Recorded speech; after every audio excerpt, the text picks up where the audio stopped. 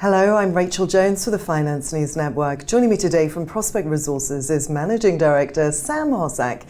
Sam, welcome back to the network. Thank you, Rachel.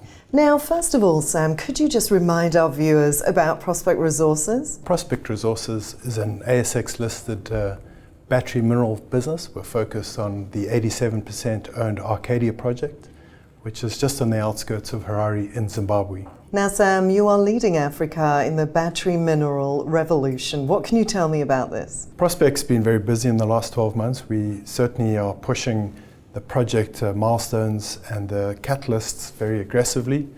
We've been very focused in particular on the geology and the mining, as well as the marketing of the two products that we produce, which is spodumene and petalite.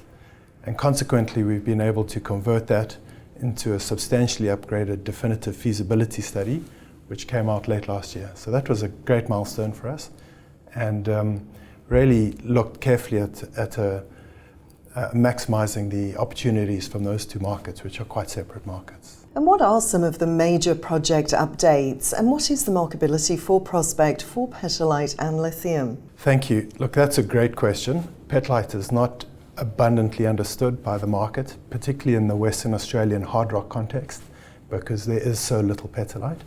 And so we've taken a huge amount of effort to travel around the glass and ceramics customers, understand them, understand their specifications and needs.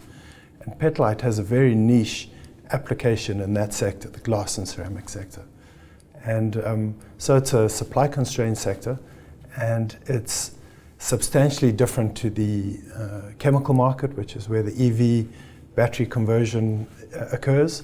And so we naturally have quite a dominant entry into a supply constrained market where premiums have been clearly registered over the last 7 to 8 years. So it's a great market, and the outcomes of our work with the customers and determination of pricing led to the upgrade of our geological model and the upgrade of the ore reserve by 39%.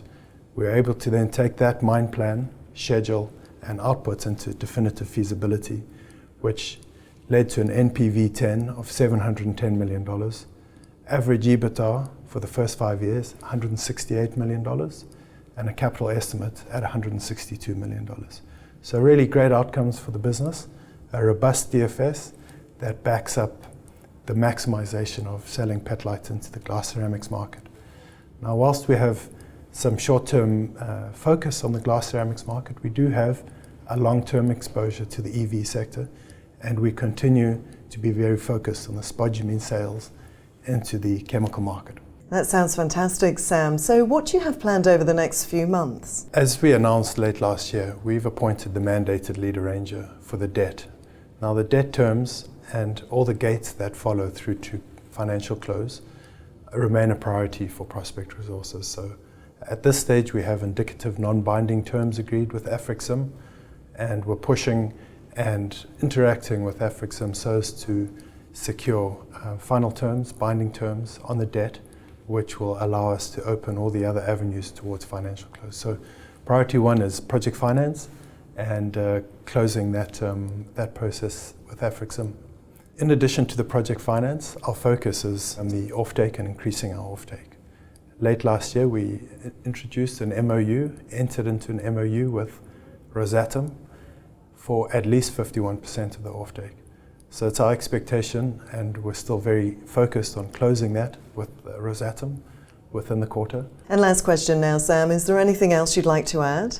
We're very focused on the catalysts and the near-term gains that we've been working very hard towards. We've got a great team working on this, and we're very focused on getting Arcadia project fully funded. Sam Hosack, congratulations on all your news, and thanks for the update. Thank you very much for having us back.